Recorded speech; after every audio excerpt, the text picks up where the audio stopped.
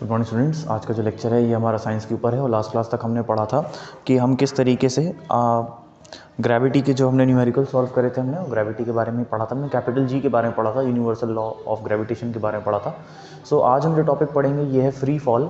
Free fall जो है हमारा ये एक नया टॉपिक है और फ्री फॉल नाम से ही आपको समझ में आ रहा होगा। फ्री फॉल से मतलब होता है कोई चीज़ जब फ्रीली ही गिर रही हो, यानी कोई फॉल यानी कि गिरना, यानी कि कोई भी चीज़ गिर रही हो, फ्रीली गिर रही है, यानी कि उस पर हमने कोई भी फोर्स नहीं अप्लाई किया है उसकी वेलोसिटी को बढ़ाने में। मान के चलिए कि कोई एक ऊंचाई से किसी एक स्टोन है हमारे पास या कोई भी एक ऑब्जेक्ट है जिसका मास m है, इस ऑब्जेक्ट का मास है m। इसको हमने यहाँ से एक हाइट से, ये किसी सर्टन हाइट पे अगर हम कहें कि ये ग्राउंड लेवल है और यहाँ तक ये जो है यहाँ से यहाँ तक कि कुछ एक सर्टन हाइट है। अब इस हाइट से हमने इसको छोड़ा, बस हमने सिंपली इसको लीव कर दिया, हमने उस पर नीचे कुछ फोर्स नहीं लगाया, हमने बस इसको छोड़ दिया, तो ये नीचे गिरना स्टार्ट हो जाएगी, ये नीचे आना स्टार्ट हो जाएगी।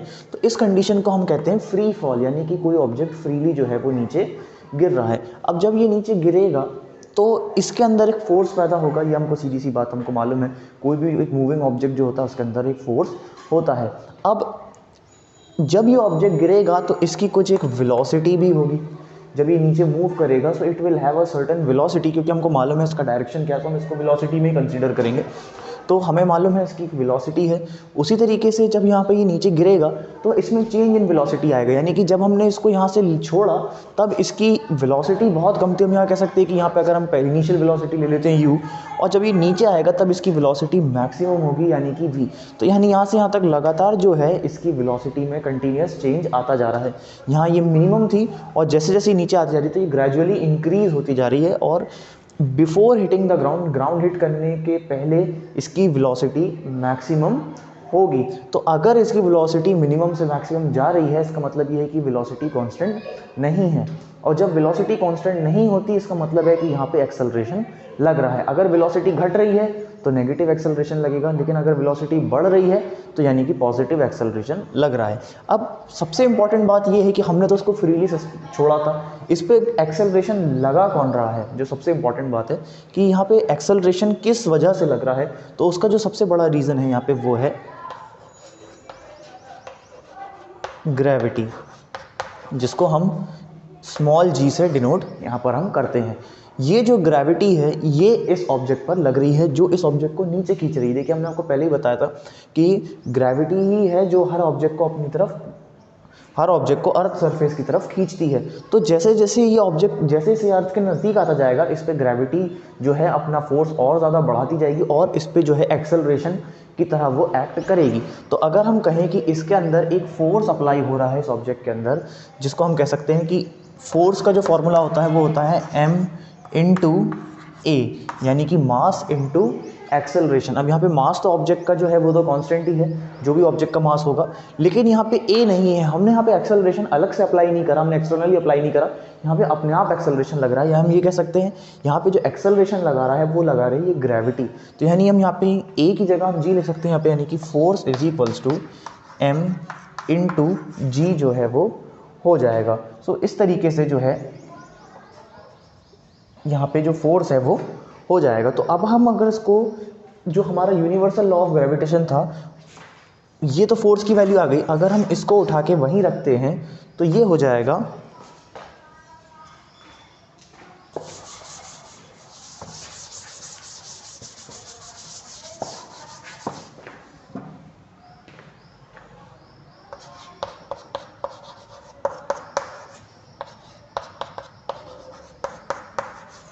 अगर हम इस वैल्यू को उठा के रखें तो ये हो जाएगा m into g is equals to जी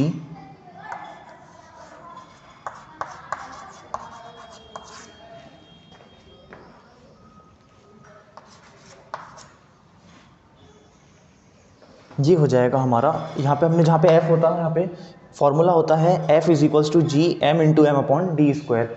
यहाँ पे f की वैल्यू हमने m इंटू जी निकाली, इसलिए हमने f की जगह m इंटू जी रख दिया। अब यहाँ पे आप देखिए कि m से m कैंसिल हो जाएगा, तो हमारे पास जो बचेगा small g will be equal to capital G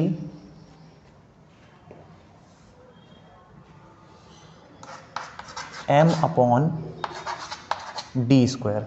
सो हमारा फाइनली जो फॉर्मूला हो जाएगा वो हो जाएगा ये।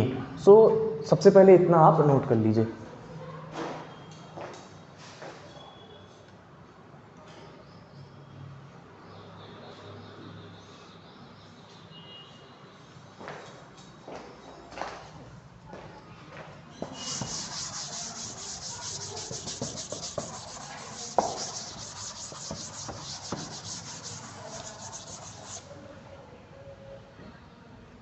यहाँ पे जो हमने फॉर्मूला निकाला है, यहाँ पे जो कैपिटल M है ये है मास ऑफ अर्थ, M है मास ऑफ अर्थ, जो स्मॉल d है ये है डिस्टेंस बिटवीन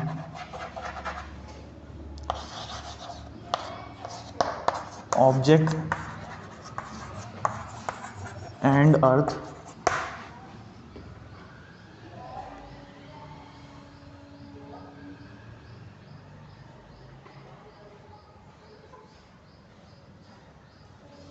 और इसके बाद अगर हम d को इक्वल टू ले लें r, यानी कि रेडियस ऑफ अर्थ के बराबर, तो यहाँ पे हम कंडीशन लिख सकते हैं mg is equals to g m into M upon D square. तो यहाँ पे m से m चला जाएगा, यहाँ हम d की जगह रख देंगे r, क्योंकि हमने d को r के बराबर लिया है। सो जो हमारा फाइनली जो फॉर्मूला हो जाएगा वो हो जाएगा g equals to G m upon r square.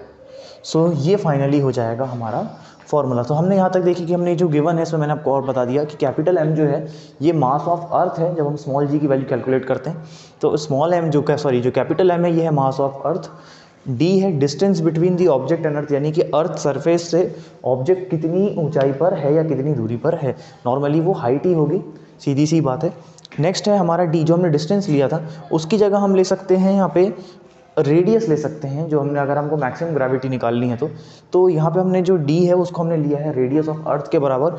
तो d की जगह जब हम r को प्लेस कर देंगे तो हमने फिर से कैलकुलेट किया, तो m यहाँ पे d की जगह हमने r स्क्वायर रखा है। तो फाइनली हमारा जो फॉर्मूला आया है g is equals to small g is equals to capital G m upon r square. So ये है हमारा फाइनल फॉर्मूला स्मॉल g का जो हमने यहाँ पे डिराइव किया। सो ये हमारा यहाँ पे डेरिवेशन कंप्लीट होता है। सो इसको आप नोट कर लीजिए।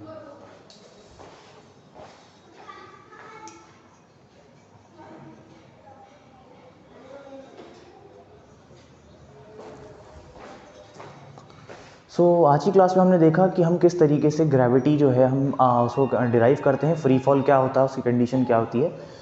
आज की क्लास के लिए इतना ही। Thank you.